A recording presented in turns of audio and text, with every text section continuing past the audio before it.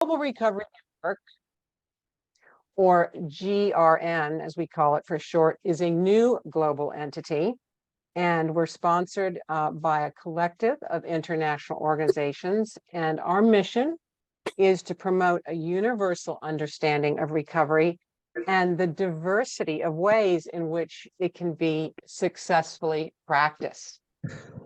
So let's get started today. We've got people still joining, but I am so pleased to welcome Michael Botticelli, who is our facilitator for today's event. And Michael is the chair of the Global Recovery Network and the former U.S. drug czar, formerly known as director of the Office of National Drug Control Policy. Michael served as the drug czar under Barack Obama. And our presenter for today's event is Ashwin. He is a clinical psychologist based in Malaysia, and he has extensive experience in both treatment and recovery program settings and is a peer in long-term recovery. So Ashwin, the floor is yours. All right, thank you, Nancy. Let me just get the slides up. Are the slides up? They are indeed, we can see them. Right. Hi, good evening, everyone. I mean, it's good to see so many friends and colleagues here together. Today is the first of many recovery dialogue series. So today we're actually going to be looking at the topic today is My Recovery is Better Than Yours. The many doors to recovery, and is there a best way? Sorry, let me get my slides up. So just a quick recap, more like a conversation starter before we delve into our engage and interactive session. Just going to look at some concepts of addiction, some concepts of recovery. And I think that, before, in order to sort of look at recovery, it's sort of important to sort of look back and understand addiction. Well, generally, there are two definitions of addiction that we use, one by ISSUP and the other by NIDA. But I think more frequently, most of us are familiar with the NIDA definition.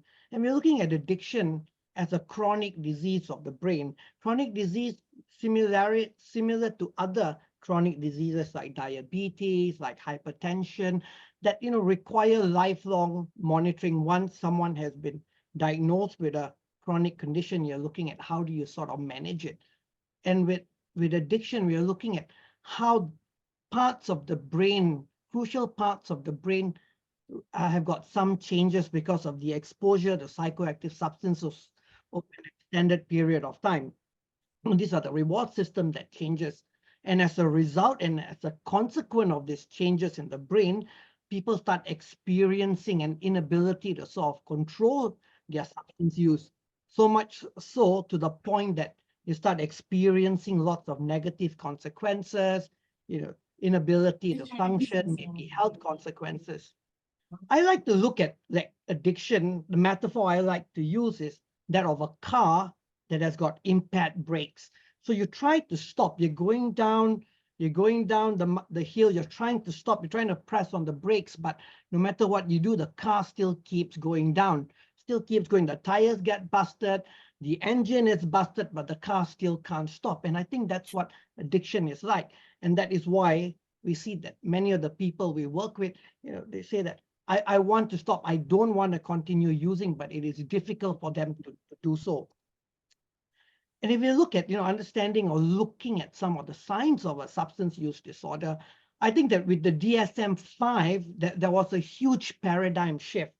Prior to that, we looked at addiction as either harmful use or whether it was abuse, dependence. But with the DSM-5 in 2013, we looked at addiction as on a spectrum.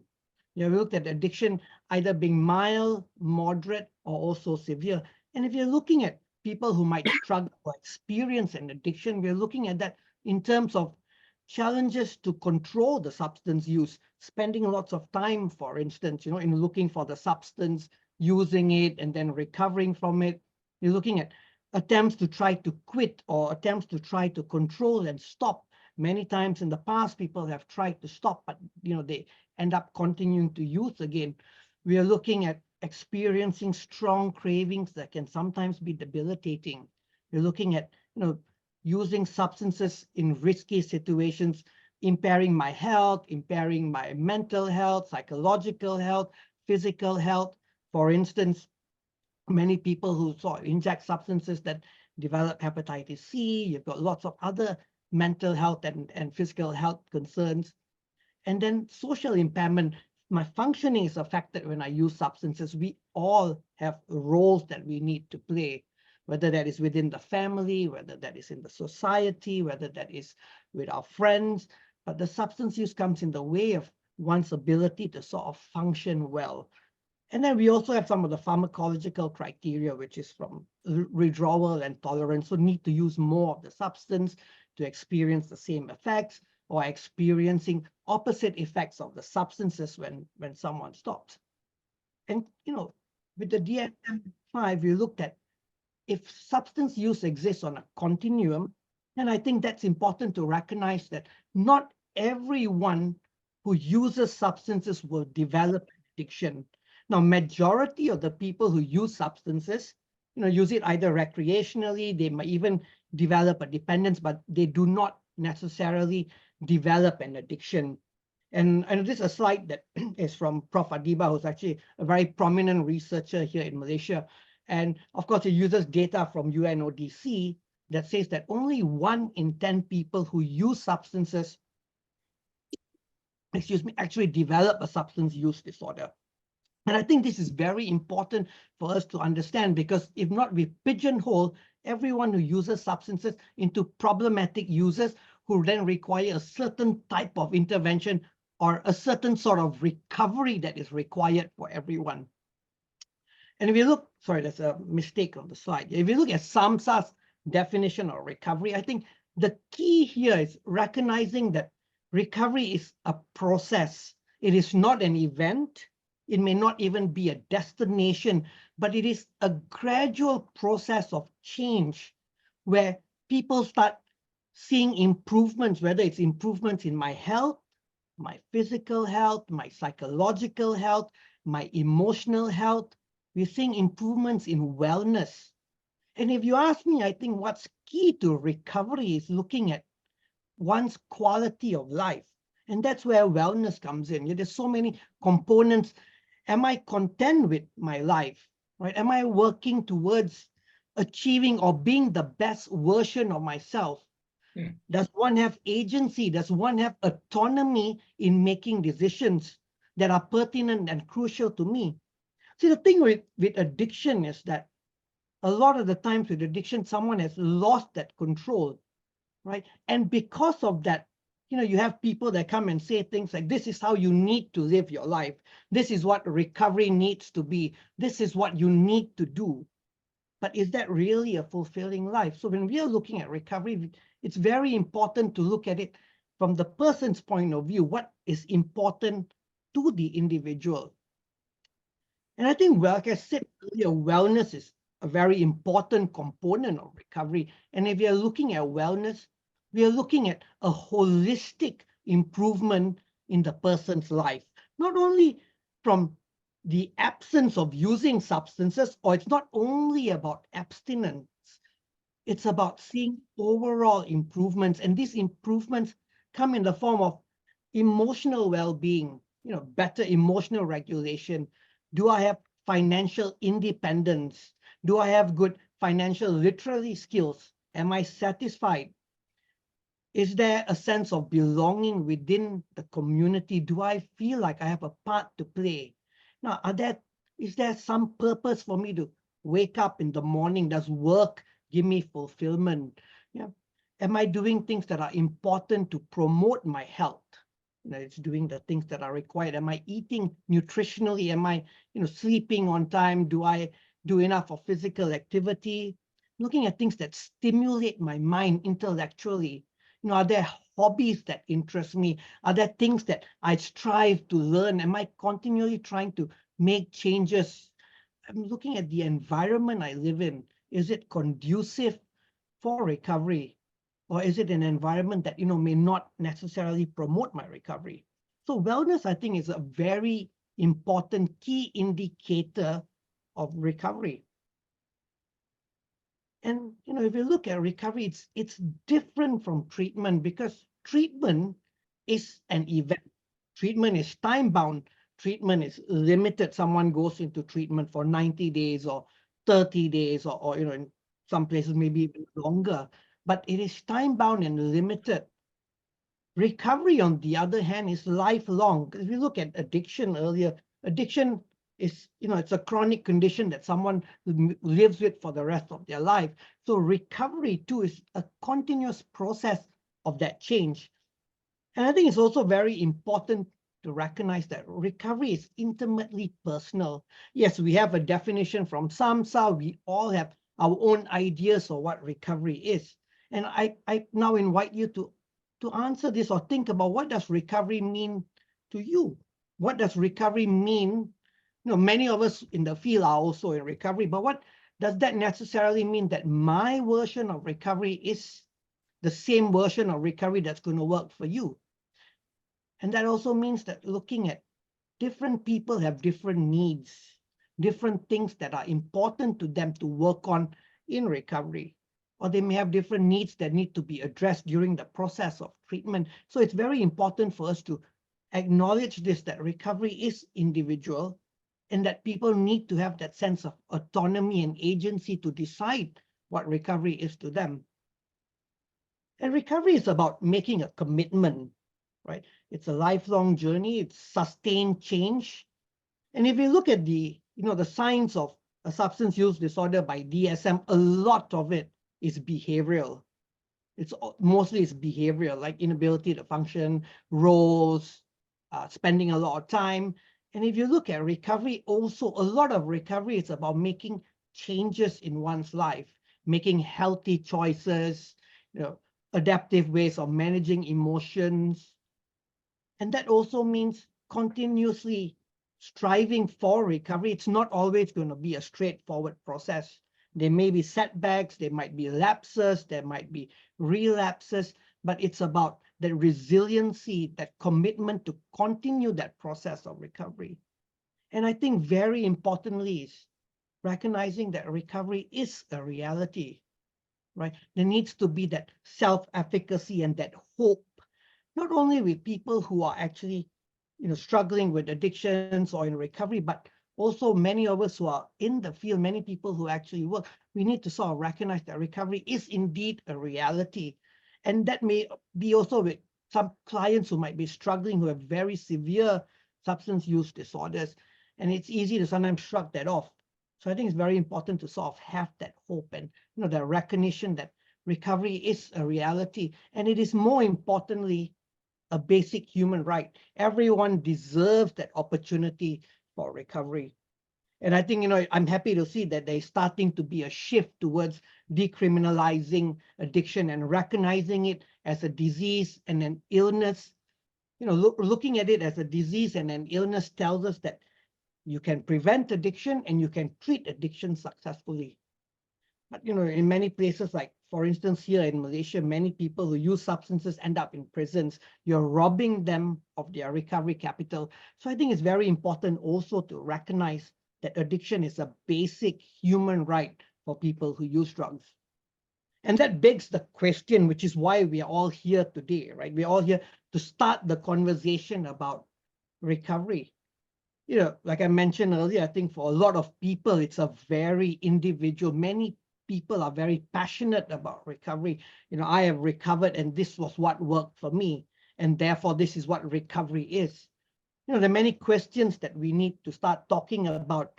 For instance, is abstinence essential to recovery? Does it mean that if someone chooses to moderate their use or isn't fully prepared to be abstinent, are they in recovery or are they not? Yeah. I have a colleague that I used to work with who used to say that, the fellowship and the NA is the traditional true recovery, and all other forms of recovery, therefore, is not traditional or real recovery. And yes, of course, I think, the fellowship works for many people, but that begs the question, does the traditional recovery, does that mean that's the best recovery? We're looking in many, many parts of the world, medication-assisted therapies like methadone, Suboxone, even psychotropic medication that is required to help people maybe manage their psychosis or their anxieties is then considered as a substitution, or it is not the real way to do recovery. Yeah, are those questions, is that still valid? And I think one of the criticisms about, sometimes the medical model, a very rigid way of looking at recovery is, if someone experiences a relapse or a slip, does that mean that we have failed recovery? Does that mean that you're back to square one? Do you reset the clock back to square one? And another very important question that's coming up today is, what about harm reduction? Is harm reduction considered recovery? I know that this is controversial in many parts of the world, but these are questions that we are here to sort of talk about today. All right, I think Michael, should be over to you. That's my presentation for today. So thank you, everyone. Ashwin, thank you for that wonderful presentation. And I think you managed in a very short period of time to kind of spell out kind of the kind of current state of recovery, but also I think ask some critical questions in terms of what is or what is not recovery, and which I think are important conversations. So good day, everybody. My name is Michael Botticelli. Nancy introduced me, but I am also a person in long-term recovery. I just celebrated 35 years in recovery, so it's just wonderful to be here.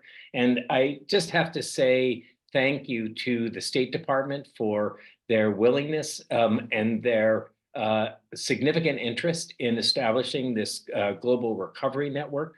I think it is tremendously important, and it just gives me a thrill to talk to people all over the world about how do we continue to grow and develop this concept of recovery and connect ourselves. I think we all know that addiction is a disease of isolation. And my personal opinion is that you can't recover alone, that we have to recover in community. And I think establishing this global network of people in recovery and organizations in recovery is really critical to our work. I'll just reflect during my time at ONDCP, I remember going to several UNODC conferences where this concept of recovery was foreign to many people in many countries. So it just warms my heart that we are here today to be able to do that and have this conversation. Just a couple quick housekeeping tips. Just ask folks to raise their hand if they have a comment or a question. I will do my best to try to call on people in the order that they raise their hand. But we also want to make sure we give as many people as possible an opportunity to comment or to ask a question. So please keep your comments or questions brief to the largest extent possible. Many of you have seen that we're recording this conversation. We want to be able to keep these conversations available to people who are not able to be on this, and when we launch in June, to put some of these dialogues on our webpage. And just ask, I think most people are just asking folks to kind of mute their audio. And I think we're all set with that. So let me start by kind of the theme that Ashwin laid out here, particularly that there are multiple pathways to recovery, that it's individual. And I want to start by, so one thing I forgot to do, I want to acknowledge, many of you might know Dr. Bob DuPont. I certainly know Dr. DuPont. He is a pioneer and a champion, both in terms of our understanding of addiction as a disease, but also has been a real champion of the concept of recovery. I learned so much from him. He has been, one of the pioneers in the work that we're seeing. So I want to acknowledge Dr. DuPont and also hope that he will make some comments during the course of today's dialogue. So let me start by, Ashwin asked some kind of, I think, really important questions here in terms of pathways to recovery. And I want to start by asking folks, either from their own personal experience or what they've seen, if they're in recovery, is their own tensions or their own struggles with feeling as a part of the recovery community. So Ashwin talked about sometimes people on medications can feel that their recovery is kind of less, they're in lesser recovery than people who are not on medications, or if they are not in a 12-step group, that they are not in recovery. So, so I want to start, I mean, and also people should feel free to kind of comment on any other aspects. So I see one hand up, Ibrahim, go ahead.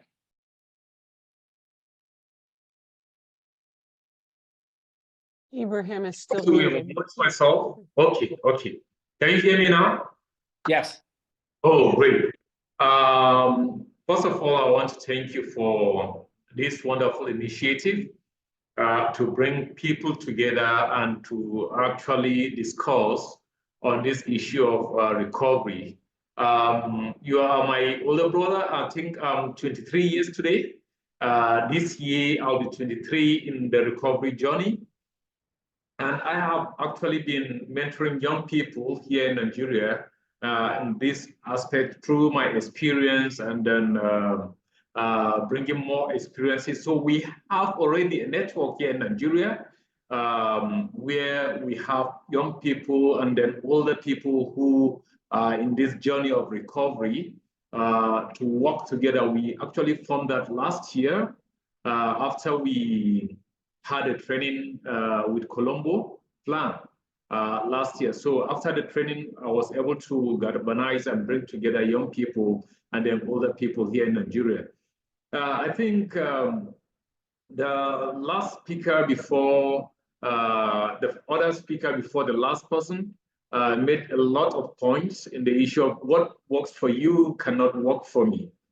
Just as the same way, like in the drug addiction in Nigeria, what people abuse in Nigeria is not what people abuse in the US. What people abuse in northern part of Nigeria is not what people abuse in the southern part of Nigeria. So this context is very important if we are bringing people together so that it will be contextualized and people can be able to work together, harmonize, bring your experience, other person's experience, and we'll be able to achieve this. I think one of the reasons why we have a lot of people relapsing is lack of such kind of organization. Lack of people who are going to mentor them after rehab center, what next? You know, so we have a lot of story of young people going to rehab center, treatment center. After the treatment center, they relapse and they go back to drugs. So, but when we have this kind of movement, I think it will work well. And I want to appreciate you. Probably in the future, I will be able to make more comments as we hear from more experienced people. But sincerely, I'm happy with what is happening here. Thank you. Great. Thank you, Ibrahim. Anne-Marie, you have your hand up. Looks like you're one of our colleagues from the UK. Just ask folks to introduce themselves and just say where they're from. Sure. Hi, everybody. My name's Anne-Marie Ward. I am the CEO of Faces and Voices of Recovery in the UK. It's very nice to be here, but I have to be very sharp and try and ascertain how much time I can devote to contributing here. The reason why I say that is I need to ascertain whether or not the purpose of this group is only to promote medically assisted treatment.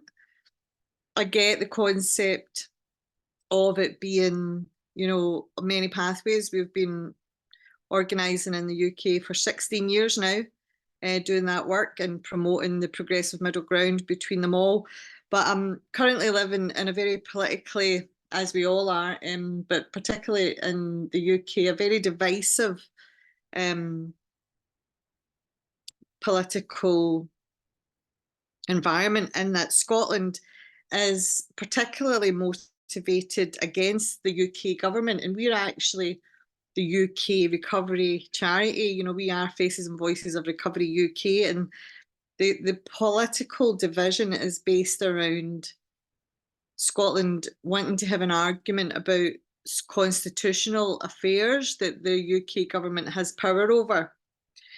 So, and that is about decriminalisation. You know, Scotland does not have the power to decriminalise, but it does have the power to argue with England and to misalign the Scottish people, because Scotland is very much in charge of its own treatment. It's not in charge of drug laws, but it is in charge of drug treatment.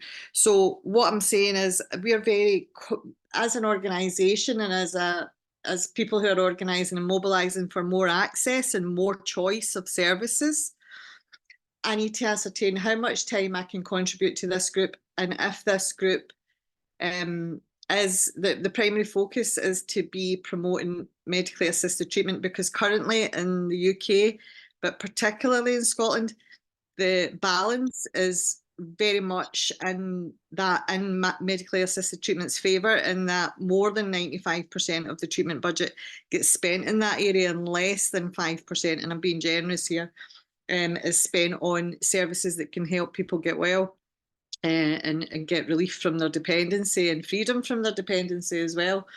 So forgive me for being so frank and straight to the point. I am Scottish. I hope you understand my accent. And I'm a very busy woman, and I do want to contribute, but only if it's to really come together and do something important. Great. Thank you, Anne-Marie. First of all, we're thrilled that Faces and Voices has international chapters, and we're thrilled that you're in the UK. As chair of the network, you know, and part of the reason that we started with this topic, Anne-Marie and others, was really to kind of highlight that there are multiple pathways to recovery. And while medications are incredibly effective, we also know that people recover not just through medications alone, but also with all the other supports that Ashwin highlighted in his wellness chart. So, but I think you also raise a very interesting point that probably everybody on this call can relate to in one way or another, right? And that is that we do our work in a political context, whether that is local, whether that's regional, whether that's through a country. And those are important considerations as we think about kind of our, how we do our work. And I think that probably, again, many people can relate to some of the challenges that you might face in terms of doing your work. I will also say that part of our goal as a network is to kind of help increase advocacy for recovery and recovery support services. So we're hoping that people can feel supported and can learn from each other in terms of successful issues. Ashwin, I also want to give you the opportunity to kind of weigh in here on Anne-Marie's comments, particularly on the medication piece. Yeah, I think that, I agree with you, Michael, that it's important to recognize that, there are multiple pathways, and it's not only medication, or it's not only going to be the 12-step. But I think what's important is that if medication is going to be helpful to someone in their treatment or recovery process, then that's not denied of that person. So I think, like what you say, what we're actually doing here today is to sort of address and look at, or recognizing, the whole spectrum and gamut of recovery options and how recovery can occur in any way. I remember there were people who used to say that, you could be thrown into prison, or you could almost meet with a nasty accident after drunk driving and say that, you know what, I don't want this life. And they go on to have a very fulfilling recovery experience. And I think even if you look at a lot of the research, it says that many people experience spontaneous recovery. So I think that, we want to be very inclusive when we are looking at recovery. But that said, to not deny people who require the medication and the treatment that they need. Yeah. Just a little bit, I mean, like, for instance, here in Malaysia, I remember in some of the early days, in the very sort of rigid approaches to treatment and recovery, they would say that even if I were to go to the dentist, be sure to notify the dentist that you can't take any Novocaine or you can't have any medication. And I thought that was ridiculous and absurd. I'm very sure the dentist still gave you, the local that you required. But, I think these are things that are important to solve. Great. Look at. Thank you, Ashwin. I'm just going to go out of order here for a minute because I think Nancy might have a comment kind of on topic here. Yeah, just thank you, Michael. Just a quick response to Anne Marie's very interesting comments. The primary purpose of this group is absolutely not to promote any particular way of recovery. The whole idea is to say we are welcoming, we are inclusive, and by no means are we pushing medicated assisted treatment. That said, there's data that shows that engagement into treatment can often be helped by the use of medications. So my particular experience in recovery, which is now 38 years, is that abstinence is the path for me. But I welcome other people's paths as well, but in no way, shape, or form are we pushing to have any political agenda or any particular one road to recovery. So thank you very much for your passion, Anne Marie, and I'll hand it back to Michael. Great. Thank you. I think Nancy also brought up another critical kind of goal for the group here, right? Is that the science and evidence around recovery is building. And I think part of what we want to use this group for is kind of twofold. One, how can we promote kind of what we know and our knowledge base around this field and this whole issue of recovery? So that's one of our goals. And the second is that I think those of us in recovery have a significant role to play in help guiding future research, right? So we are the people on the ground, we're experiencing this. We can use our observations to help guide a research agenda on it. So it's really twofold. How do we share knowledge? Someone once said it takes 17 years from something to be proved till when it's finally implemented. And hopefully we can use this group to shorten that, but also to guide research, right? I think people in recovery have a unique role in understanding to help guide future research. So thank you for that. So Coach Rabson, you've been patient and waiting, so thank you. So I want to give you the floor. Yeah, thank you very much for this opportunity. I don't take it so lightly. My name is Coach Rabson Banda. If many of you have heard of the Victoria Force that's located in Zambia, that's where I'm from. And I'm also a person in recovery, and I'll be celebrating 10 years now. And one thing that I've just come to realize, and also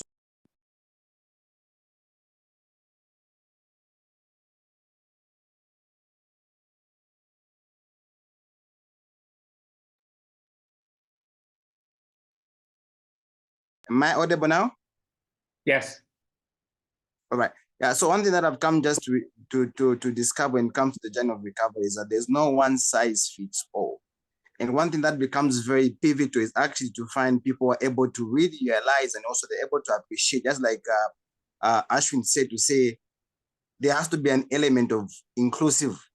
So now how do we have medical personnel who are going to make sure that, of course, they're able to help people to find the alternative way if the other way is not ideally working? I think that's also one thing that that we also have to look at, because if method A doesn't work for me, I believe there has to be always an alternative. And where medication is not actually working, are we able to have people who are going to help us navigate and find a method or maybe an alternative that can actually work for us? I think that's one thing that I've actually observed in our community, because whenever I'm interacting with people, you actually hear someone ask you to say, but are you on medication? But I'm on recovery. Why? Because I've found an alternative which is not even known to other people who are actually in the medical field. So I believe if we are going to have a lot of Ashwin in the medical system, it's going to be actually very easy for us, for each and every person, to actually attain recovery, which at the end of the day is actually a universal human right. Yeah, because what we've been doing as a Elevated Initiative, which is an initiative that I found, is that we actually work with the juveniles, and we've been able to see the transformation of these juveniles when on the journey towards recovery, and just something that is so amazing. So now, if we are going to have each and every person being incarcerated without being able to expose to different recovery system, I think that's going to be difficult. But a platform like this for me, it's really a plus, and I'm very much grateful. Thank you. Great. Thank you for sharing your perspective here. I want to go back to one of the questions that Ashwin asked, and in kind of full disclosure, as we were building our recovery network, we have a working group and we have an executive committee, and one of the things that we thought was important was to at least have some consensus definition of recovery. And one of the issues that I won't say we struggle with, but that we talked about is abstinence critical for recovery? And this has been a conversation in the field and particularly within the recovery community. So I want to pose the question to people is to ask you kind of, is abstinence critical for recovery, or should the goal of abstinence be a goal of recovery as well? So I just want to ask folks opinions and comments about how they see abstinence as a part of a recovery paradigm.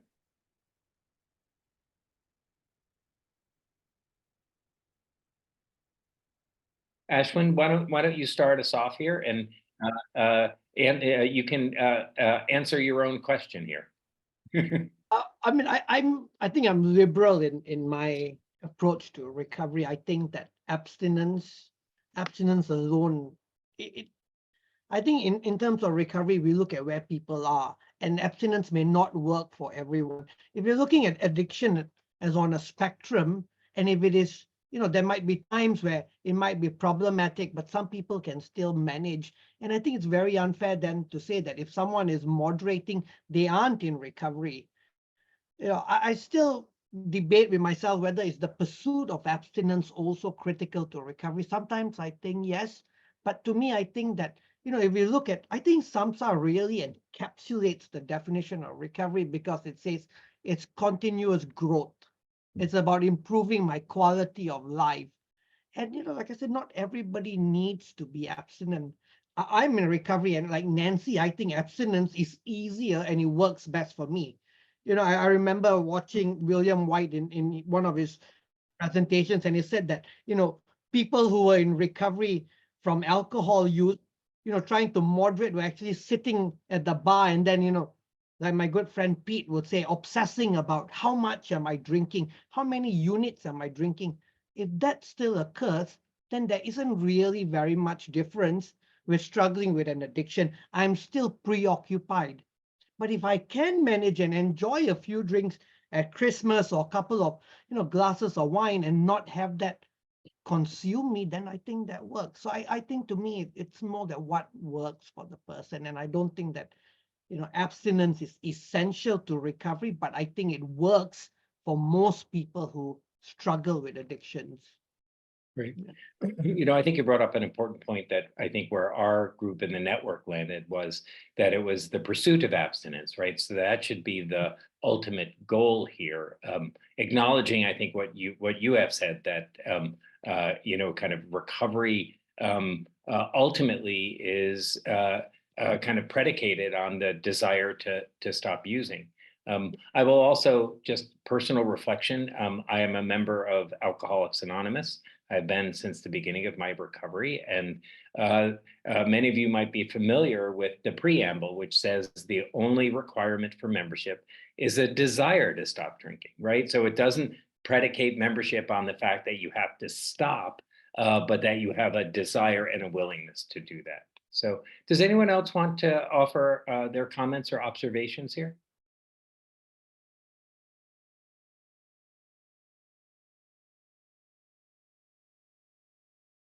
Yes, I see Dr. Dupont has got his hand up.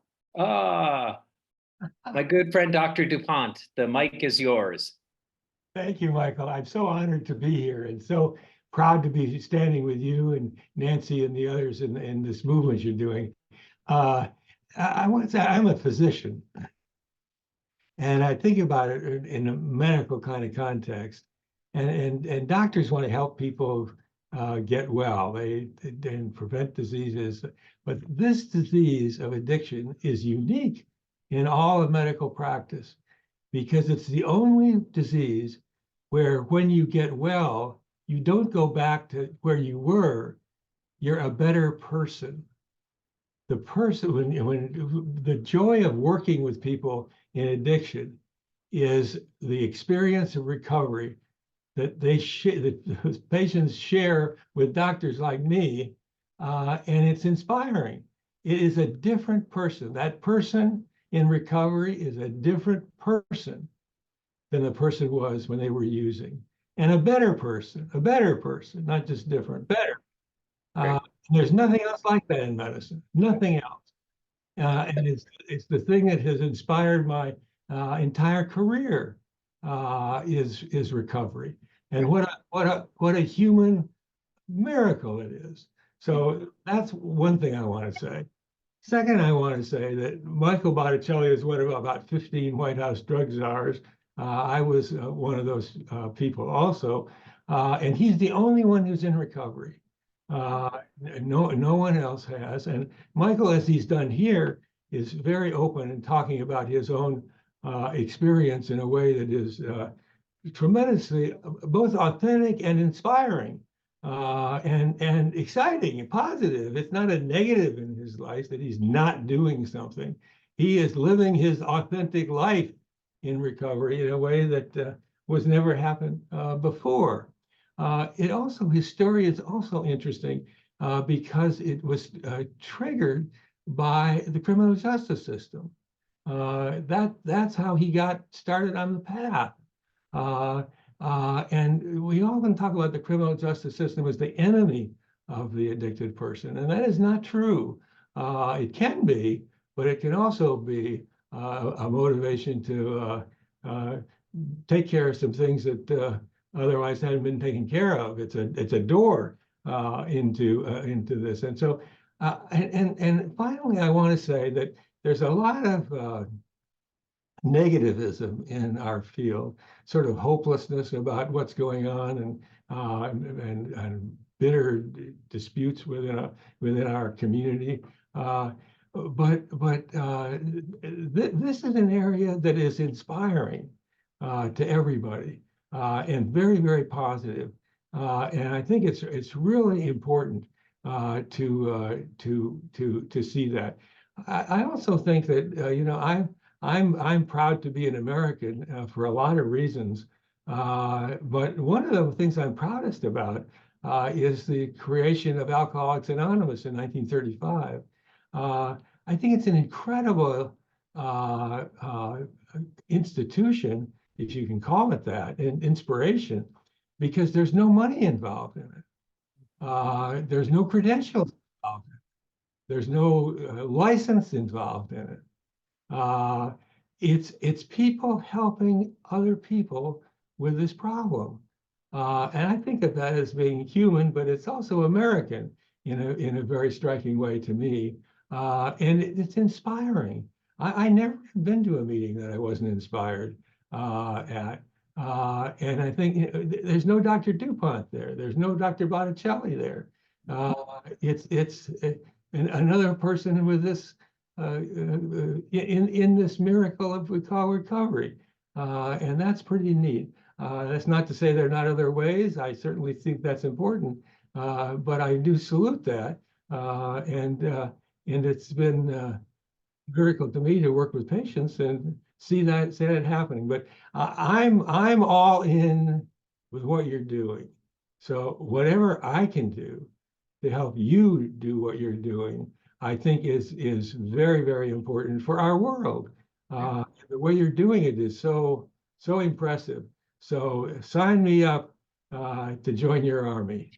Be careful what you ask for, Dr. DuPont, because we'll certainly call on you. And I think not only your knowledge, but I think your institutional history of our field and this work, I think, is critical. And I think we need to kind of honor the arc of our field. And I think you have been at the forefront of that. And I will say, Dr. DuPont talked about our criminal justice system. And this is a good time, and I'll repeat this at the end, to promote our next recovery dialogue on February 8th at 8 a.m. Washington time. And that's going to focus on recovery allies. What are they? How do we engage folks? And I think our criminal justice system are can be incredibly important allies in this work. So that was a nice segue to this.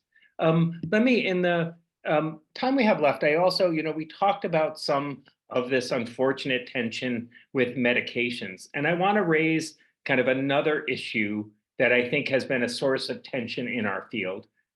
My personal opinion is that it's unnecessary and there's room for everything, is this concept of harm reduction and recovery, right? There are some people who feel that kind of harm reduction approaches are not consistent with recovery approaches. So I want to give people an opportunity to, first of all, I'm going to ask Ashwin to kind of reflect on kind of his thoughts on that, maybe if Nancy has them, and then open it up to other people for kind of their kind of comments here or observations on some of this kind of tension here that has kind of bubbled up as it relates to harm reduction. So Ashwin, do you want to start us? Right. And I think this is, it's a controversial concept all, in many parts of the world, even here in Malaysia. And, when they first started methadone as, harm reduction, there was huge problems. But with methadone coming in, we saw, huge improvements, so much so that, opioid use is virtually down to zero, not down to zero, but, it's reduced substantially. I think that if we look at recovery as, progress and continuous improvements and change, then for some people, we also need to recognize that they may not be ready to engage in full-on recovery. But I think harm reduction approaches are important, but because it gives us a unique opportunity to tell people that, look, the door is open for you, right? And, when you're ready to come in, we are here to receive you. But I think in line with that, then it's important for harm reduction programs to also then promote recovery and promote, if you're looking at a menu of options, then we are looking at treatment options. Like what Dr. Dupont said, and I never thought about this before, but you're right, recovery is unique because you see a different person. See someone starting to be the person that they want to be, getting into the field, having a family. And you get that through, sometimes you get that through having to go through treatment, sometimes you don't. But I think giving people that opportunity, if recovery is a universal human right, then we need to promote that through harm reduction services as well. And also, I think that, maybe there's a lot of negativism, like what you said, Dr. Dupont. Maybe there are a lot of extremes in recovery because we're so passionate about it. But, if we look at addiction on a spectrum, then we need to look at all options. As long as we are there to help people and give them some hope, some improvements in their life, then I think, then I'm also in favor of harm reduction. But like I said, it also needs to be incorporated or giving people options into, recovery and treatment options. And I think that those are my thoughts. Great. Thank you, Ashwin. I think you also touched on, I think, another important goal of the network and the work that we do is, I have been in recovery a long time, and I think I have never been failed to be moved by someone's radical transformation and their journey in recovery. It is incredibly moving. And I think part of what we want to try to do is to promote the visibility of people in recovery through a whole bunch of different means. And I think we'll have the opportunity to learn from each other on how organizations and people and countries are highlighting these really miraculous stories here. So I want to, Nancy, do you want to kind of chime in here, give your perspective on this issue of harm reduction and recovery? Sure, thank you. come from a real old school. And when I heard harm reduction in that phrase, I was like, no way, Jose, no, that's bad news. Forget it. It's an enabling thing. It's leading people towards death and destruction. I don't feel the same way. For me, and I'm speaking only personally, recovery is measured by abstinence or the pursuit of abstinence. That's my personal opinion experience. But I will say this, that one of the things that drove me to use drugs was judgment, was feeling judged in very harsh ways, everybody from parents to myself to other influences. And so in my recovery, I try very hard to watch that tendency within myself to not be closed-minded. And that one of the things that I think is a hallmark of recovery is open-mindedness and willingness and honesty. So my honest opinion is that without being pointed towards abstinence, I would not be in recovery today. I needed it black and white. I needed it. That was the path that worked for me. But I have colleagues and friends who operated on very different paths, with whom I share very strong recovery today. So there is that point. And I just wanted to say something about Dr. DuPont's very passionate statement about the transformation that happens for people in recovery. Because, 38 years ago, I was groveling around like an animal in a parking lot until criminal justice arrested me and got me into recovery in a very roundabout way. And I'm very grateful for that. And today I'm a person who doesn't use drugs and who pays my taxes and tries to abide by all laws and try and be of service to others. And so for me, it's not abstinence versus drug use. It's about, have I changed? And for me, that change is a development of character. I am not the same person I once was, who was capable of smoking crack while my mother was being buried. I didn't show up at her funeral. I am not that person today. I have changed. My character is entirely different. And for me, that is the journey of recovery. And that's something that's so intimately personal for people. And so anyway, I don't want to go too far. So thank you very much for letting me share my thoughts. Great. Beautiful, Nancy. Beautiful. Emery, back to you. Do you have some comments here? Yeah, thanks. I came into the field just over 20 years, I've got 26 years, complete abstinence from all mind and mood altering substances. And for me, harm reduction was completely synonymous with recovery. I've never known it any other way, but I know that it was quite a journey to get there for my predecessors, and I thank them for that. Where we have landed now in Scotland in particular, and as I said, we are a UK-wide charity, but I'm based in Scotland. I'm actually based in the Canary Islands at the moment, which is lovely, a wee holiday. But where we've landed in Scotland at the moment is our Drug Death Task Force believes that, and our Drug Death Task Force would be made up of the leadership of the addiction sector in Scotland, which is primarily made up of people who only believe in harm reduction. And as I'm sure you know, the drug deaths statistics in Scotland is horrendous. I think we're second only to America. That their final report, which was published last year, concluded that it was actually no longer, and if anyone's interested in this, I'm not being hyperbolic here. It was no longer fair or compassionate to ask people to achieve abstinence. In fact, not only was it not fair and compassionate, it was actually stigmatizing to ask people to try to achieve abstinence. So for me, that's when, ideology has gone, way beyond the evidence base, and we found ourselves very much in a position of defence and trying to claw back ground that was already there, So I'm just very concerned that the politicization, particularly of decriminalisation across the world.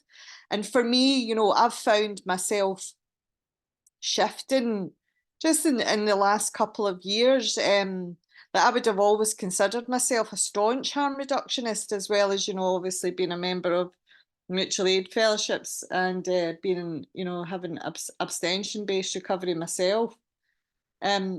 But for me, there seems to be a very, and it may well just be specific to the UK, but there seems to be a very, very strong, what they're calling themselves as progressive harm reductionists, who believe that legalization is the, you know, the way forward to prevent deaths. And though that lobbying group is very, very strong in the UK and in fact dominating in Scotland. So I just want to, I think the political aspect of what's going on in our different countries can give us a variety of different perspectives and a vast amount of experience, and to organise and mobilise that experience into some sort of unified consortium or, you know, association would be incredibly useful. Obviously, America is very much leading the way here, and we welcome that tremendously. But I think there's something to be said for losing the progressive middle ground here because of the political environment, and I think that we all have to be very careful of that. Great. Thank you, Anne-Marie. Unfortunately, folks, we are just at time here. Just a couple observations and kind of closing comments here. I think the general, kind of consensus that while there might be some disagreements around the edges, that there is significant consensus with us as a field. There's tremendous excitement and just tremendous opportunity before us. Just a couple comments in closing. I just want to thank the State Department, and particularly Fan Yang, who's kind of silently behind the scenes here, driving all of this forward, for her shepherding this network with us. I also want to thank Nancy Dudley for not only her work as an executive committee member, but for organizing this series, and really thank Ashwin for taking the time out of a busy schedule for kind of an excellent presentation and an excellent kickoff to our first dialogue for the Global Recovery Network. We will draft some kind of highlights for this group and send it out to folks. There was a request in the chat for a presentation, which I think we can do. If not, I know that when we get our website up and running, we will make sure that both the recording and the presentations are on there. And as I said previously, we are hosting a series of monthly dialogues for this network as to support our launch. And the next one will be on February 8th at 8 a.m. Washington, D.C. time. And the topic is, what is a recovery ally? Who are they? How do we accumulate allies? And how do we, and their critical importance in terms of the overall work that we're doing. So thank you everyone for being on the call today. True to form, you're all very, very inspiring. And I think you kind of show us why this work is not only so critical, but just so inspiring. So thank you all. I hope wherever you are in the world that you have a good rest of the day. Thank you, everybody, and we hope to see you soon. Thank you, Michael.